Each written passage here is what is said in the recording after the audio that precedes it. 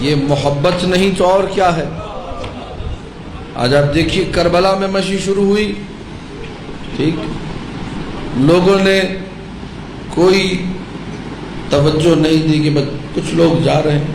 2009 سے میں وہاں پر ہوں، کوئی سال ایسا نہ گزرا کہ جس سال ہم یہ کہیں کہ جی اس سال تو تعداد کم ہو گئی، ہر سال بڑھتی جا رہی ہے۔ اس سال کروڑوں افراد ہیں، جتنا آپ کو میڈیا بتاتا ہے اس سے ڈبل وہاں تعداد ہوتی ہے۔ پہلی دفعہ جب مشی پہ چلنا شروع کیا، اب بعض لوگوں کو مشی سمجھ میں نہیں آتی، بھائی اس مشی کا فائدہ کیا ہے، ہم مشی پر کیوں جائیں؟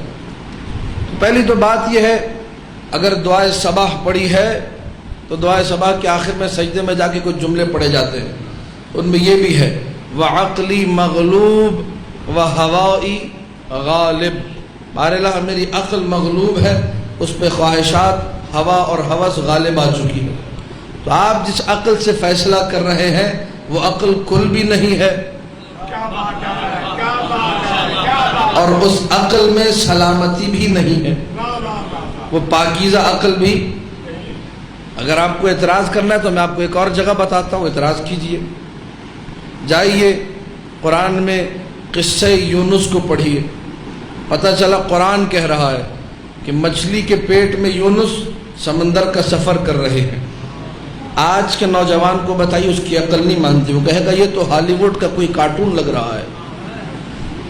پوری توجہ چاہ رہا ہوں، نعوذ باللہ نعوذ باللہ۔ اگر عقل سے سوچنا ہے تو آؤ میں قرآن دکھاتا ہوں۔ یعقوب نے یوسف کی قمیض منگوائی تھی، آنکھوں پہ رکھی، آنکھیں کھل گئی۔ یہاں اعتراض کرو، عقل تو نہیں مانتی ہے۔ ایک نبی اللہ کا انتقال ہو گیا، ان کے ساتھ کافی سارے لوگ مارے گئے، 100 سال بعد اٹھے، وہ سالن جو 3 دن میں سڑ جاتا ہے بالکل ٹھیک تھا۔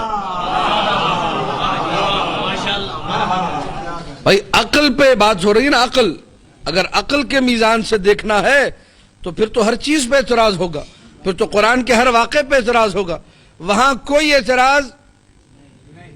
لیکن جب یہ، اسی لیے میں بارہا کہتا ہوں کہ آل محمد کو سمجھنے کے لیے طہارت نفس چاہیے۔ پوری توجہ چاہ رہا ہوں، پوری توجہ۔ اگر عقل کے میزان پہ دیکھنا ہے تو آئیے اعتراض کی میں آپ کو بڑی جگہ بتاؤں گا، ایک سے ایک جگہ قرآن ہی میں سے نکلے گی۔ لوگ جب طہارت نفس نہیں ہوتی، اچھا قرآن کا چونکہ پتہ ہے امت کا مسئلہ ہی یہی ہے، امت کی مظلومیت ہی یہی ہے کہ رسول نے کہا تھا نجات 2 چیزوں سے منسلک ہے، قرآن اور اطرت۔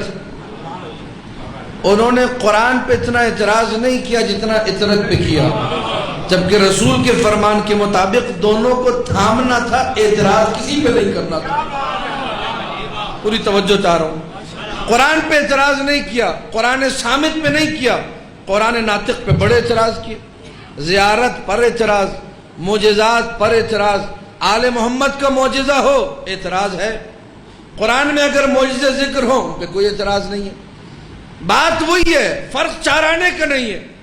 مولا نے مسجد کوفہ کے باہر یمن سے لایا گیا مردے کو 42 دن گزرے تھے، 41 دن، احد و 40 یوم، 41 دن گزرے، جوان مرا ہوا ہے، زندہ کر دیجئے۔ مولا بھائی کیوں زندہ کروانا ہے؟ کہ قاتل کا پتہ لگانا ہے۔ توجہ چاہ رہا ہوں، عقل کی بات کو تھوڑا سا واضح کر دو۔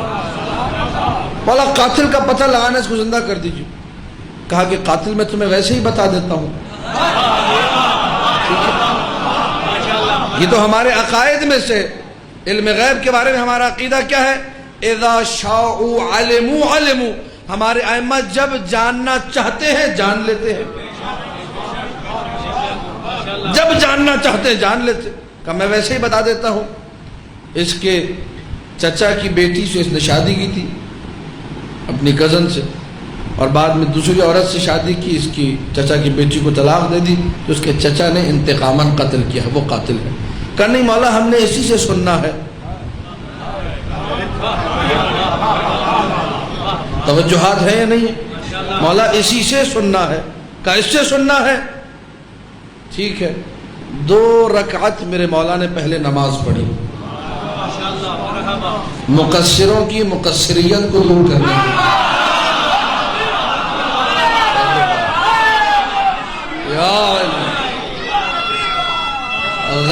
علیوں کے غلو کو توڑنے کے لیے. یا علی. توجہات ہے یا نہیں ہے؟ 2 رکعت نماز پڑھی، اس کے بعد ٹھوکر ماری ہے. یہ روایت کا جملہ، یہ میں خطابت نہیں کر رہا. وَكَزَهُ یا رَكَلَهُ یا رَكَدَهُ، تینوں تعبیریں مختلف معجزات کی کتابوں میں اپنی آنکھوں سے دیکھی. ان تینوں کا مطلب ہے ٹھوکر مارنا، لات مارنا. قم یا حنظلہ ابن مدرکہ ابن غسان ابن بشر ابن بحیر ابن سلامہ.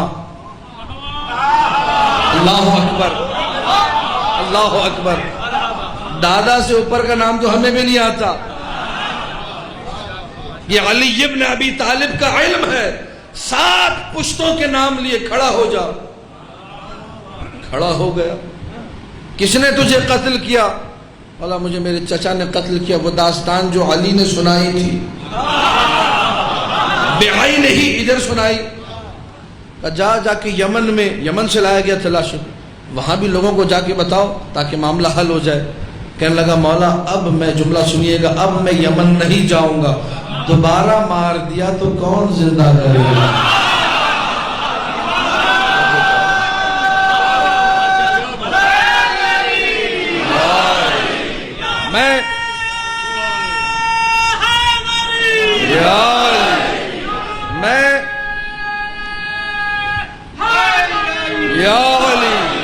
میں جو بات کہنا چاہ رہا ہوں خدا رہا اس بات کو محفوظ کیجئے گا اپنے اذہان عالیہ میں. یہ روایت سنائی جس مقصد کے لیے تھی، وہ جملہ اب آ رہا ہے. جب زندہ کر دیا اب کچھ لوگوں کی چیخیں نکل گئی. علی نے زندہ کر دیا، علی خدا ہو گئے. علی نے مردے کو زندہ کر دیا، مردہ تو جو ہے خدا زندہ کرتا. ایک طرف یہ آوازیں لگ رہی تھی، ایک طرف کچھ بدبخت کہہ رہے تھے نعوذ باللہ علی مردہ زندہ کر ہی نہیں سکتا، علی تو جادوگر لگتا ہے، کوئی جادو وغیرہ کیا ہوگا، یہ مردہ. اس قسم کی باتیں ہو رہی. جملے سنیے دونوں طرف کے. وہ جو معجزے پر اعتراض کر رہے تھے اپنی چھوٹی اور موٹی عقل کے مطابق، توجہ چاہ رہا ہوں، جس عقل میں طہارت کی بات آ ہی نہیں سکتی، ان کے لیے علی ابن ابی طالب نے قرآن ناطق نے قرآن صامت کی تلاوت شروع کی. کہا کیوں سورہ بقرہ نہیں پڑھتے؟ فَقُلْ نَضْرِبُوهُ بِبَعْضِهَا كَذَلِكَ يُحْيِي اللَّهُ الْمَوْتَى. ہم نے بنی اسرائیل والوں سے کہا کہ بنو اسرائیل میں جو مردہ تھا اسے گائے کے گوشت کے ٹکڑے پہ مارو، زندہ ہو جائے گا. خدا کی قسم علی کی ٹھوکر پوری گائے سے افضل ہے. تم گائے کا معجزہ مانتے ہو، علی کا معجزہ نہیں مانتے. وہ جو چاہ رہا ہوں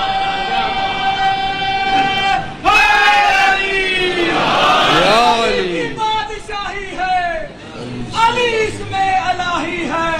زباں کے ساتھ دل بولا علی مولا، علی مولا، علی مولا.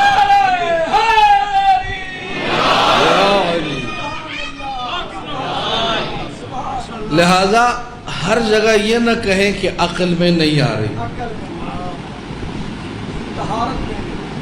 آپ کے پاس طہارت کی کمی ہے، شاید اس لیے سمجھ میں نہیں آ رہا ہوگا. آل محمد کا ذکر ہے، ہم تو محبت کا سودا کرنے یہاں بیٹھے ہیں. حب آل محمد یومن خیر من عبادت سنت. ایک دن جو آل محمد کی محبت میں گزرا ہو 1 سال کی عبادت سے افضل ہے. یہ عقل میں آتا ہے آپ کی؟ سارا سال روزہ رکھو، سارا سال راتوں کو جاگ کے عبادت کرو، اور ایک دن بیٹھ کر علی علی اور حسین حسین کرو. یہ کون سی عقل میں آتا ہے؟ ایک مشی ہے، ایک قدم اٹھائی. معصومین کے جملے، کوئی اس میں خطابت نہیں ہے، کوئی لفاظی نہیں ہے. کامل الزیارات، بس میں عربی نہیں پڑھ رہا، دامن وقت میں اتنی گنجائش نہیں، 1 گھنٹے کا وقت ہے، اسی میں بات کو مکمل کرنا ہے. لیکن روایات کے ترجمے، لفظ لفظ روایت کا ترجمہ ہے. اور خدا را چھوٹی سی کمزور سی عقل پہ زیادہ زور مت ڈالیں. اتنا اس پہ زور ڈالنے کی ضرورت. کوشش کریں آل محمد کو خطاب کریں، توسل کریں. مولا میری عقل کمزور ہے، آپ ہی مجھے عطا کر دیجیے، آپ ہی مجھے سمجھا دیجیے، میں نہیں سمجھ سکتا ہوں۔